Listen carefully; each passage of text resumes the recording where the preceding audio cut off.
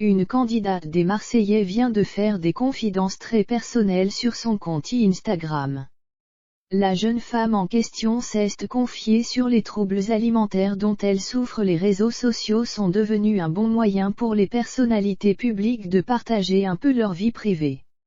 Mais il y a ceux qui préfèrent ne montrer que les aspects positifs et les autres qui acceptent de dévoiler leurs failles.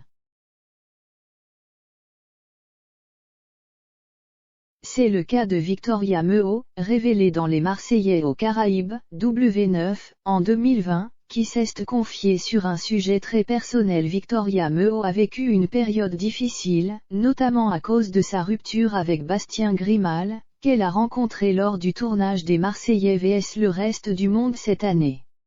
Et la belle blonde de 23 ans ne le cache pas, elle fait n'importe quoi en termes de sport et d'alimentation en ce moment.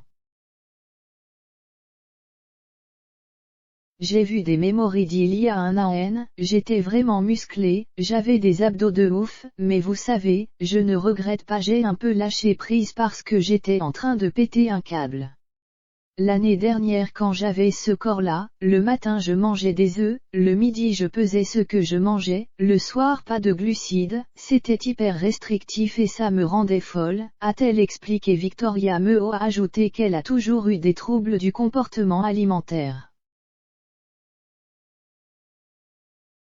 Un coup elle mange trop et un autre pas du tout, d'où ces écarts de poids hyper impressionnants.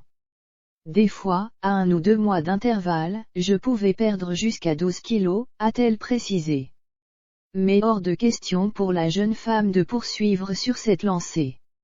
Elle se fait donc aider par une thérapeute pour lutter contre ce mal qui la ronge. Ce n'est pas la seule candidate des Marseillais qui a parlé de ses problèmes de poids récemment.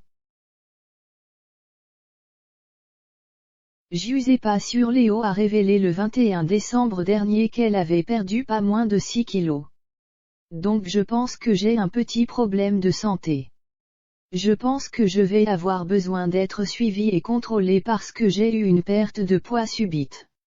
Et je ne me sens pas très bien. Il va vraiment falloir qu'on gère ça, avait-elle précisé avant de se rendre chez le médecin.